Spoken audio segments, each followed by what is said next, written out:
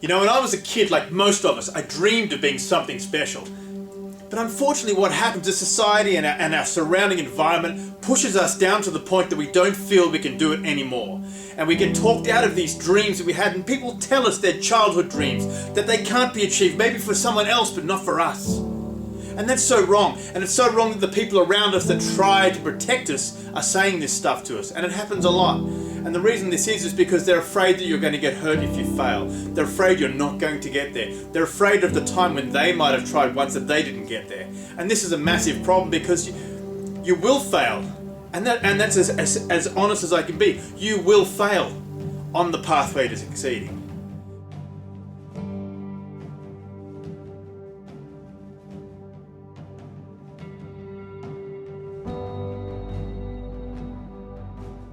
Because you need the troughs and the valleys and something to grip onto along the way. And you need the low experiences to learn. You need that to grow as a person. Because if you're not growing, you're dying. There is no third direction. And that's a very big thing, because if we don't give ourselves 100% to what we're going to do, we will never get there. You can't succeed in business by dipping your toe in. You've got to dive in 100%. You've got to give it everything. You've got to put everything on the line to do that. And if you don't, you're not going to make it. You're not going to be anywhere near as good as you could have been if you just committed. And I say this with 100% because I've done it numerous times myself. From when I left school as a carpenter, to going into bodybuilding, to going to martial arts, to going to movie making, and now going into speaking. Because if you give yourself 100% to what you do, you will become that. And no one can take that away from you. The only person that can do it is based on this old saying that I had from a long time ago, which says, you cannot defeat an enemy that has outposts in your head. So it's the way the inner voice talks to you that makes you succeed. And it's a very important thing, because if you let the inner voice run away and tell you you can't be something, and I mean, it'll do that to you. But you got to fight back every day. You got to fight back, because it's the only way you're going to move forward. It's the only way you're going to keep pushing forward. If you get up in the morning and your mind says you can't be this, you've got a very tough start to that day. And it happens to all of us. We all go through these same valleys, and it's part of the process. You've got to fight back and commit to saying, I am going to be this. You know, one of the greatest things I learned for a long time ago was keeping a journal, a daily journal. And by doing this, what happens is you write one paragraph at the very start of it. And I learned this from a shooter called Lanny Basham, who won an Olympic gold medal and also was a multi-world champion.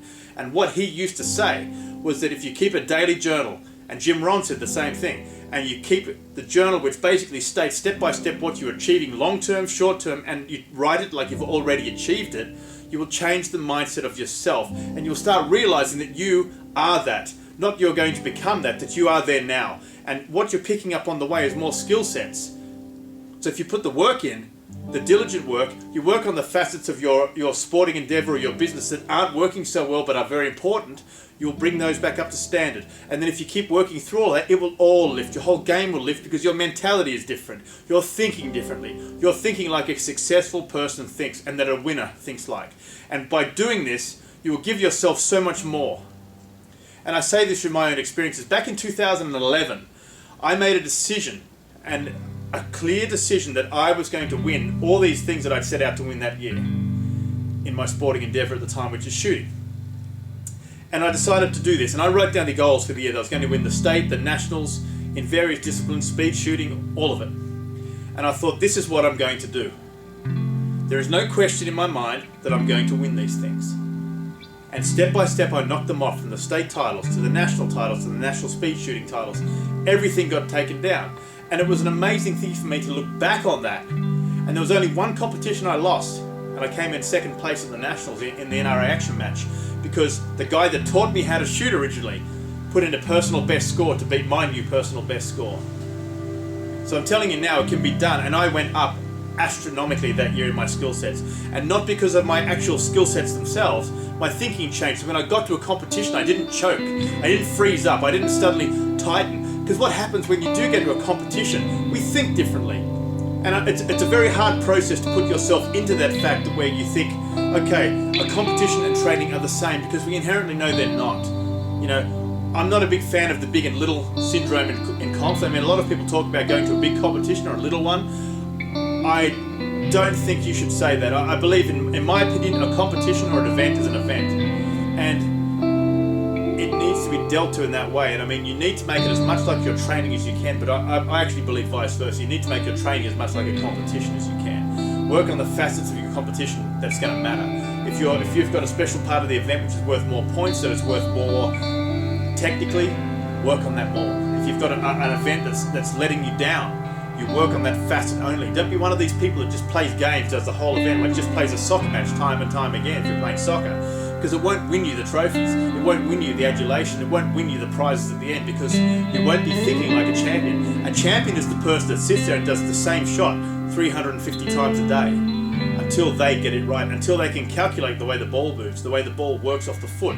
If it's a tennis player, how the ball reacts off the hand, off the racket, where to hit it, how to spin it, how to move, what foot position you might need. And they will work on just that one shot for like the entire day. And that's what we did in martial arts. I used to specifically practice one move, repetitive, and it's repetition done the correct way that will make you a better athlete, that will make you a more successful person. You know, if you don't like doing something, it doesn't matter. Get that out of your head and just do it, and it's going to make you better, I promise. And change your mindset before you do any of this. Put it in your head that you're going to become a champion, an international champion, a business leader, a world leader, whatever you want to be, you can be, if and only if you put your mind to it first.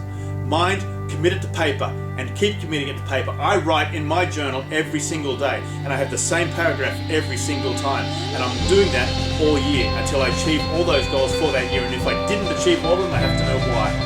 So my training gets written down on a daily basis. Everything I need to know is written down. Everything I need to practice is written down. The results of my training are written down, because we live in a results-based world. And if we don't have the results written down and it becomes this guessing game, you're never going to make it, because you're questioning yourself. One thing I've learned, and I learned very young, is you can't question what you do. And that's in regards to your abilities. You have to work consistently on your abilities, and don't question them. If they're not going so well, don't question what it is. Keep working. Work at it until it comes up. Make them good. Don't go, oh, well, I'm not so good at that, maybe I won't be this. Well, you can be this, and you will be this if you think that you are this. And that works on the positive and the negative. So I tell you now, if you change your mindset into thinking in the positive and think that you are this, that you are there, you are the winner, you are victorious, you are the person that they're all trying to be, that they're all trying to get to, but your ability is above that. You walk out there knowing you've already won. And if you can do that, if you can think that way, and just try it, and you will see a variation in such a positive way in the way you perform. You know, and if you don't have the fitness, go get it. Don't bitch and complain about why you're not fit enough, or gee, I wish I was stronger. Go and get stronger, go and train. Learn nutrition, learn the proper technique, learn the proper motivation, learn everything it takes for you to get where you need to go. Because what I'm doing is different from what you're going to do. Okay, but the mindset has to be the same. The mindset is that of a champion, and only if you think that way are you going to be that way. And once you be, you will have. And that is all I can tell you right now off the top of my head, which is what this is. I'm just talking off the top of my head, what you can be. So if you think that way, you will be that way. And if you be that way, you will win. Have a good day.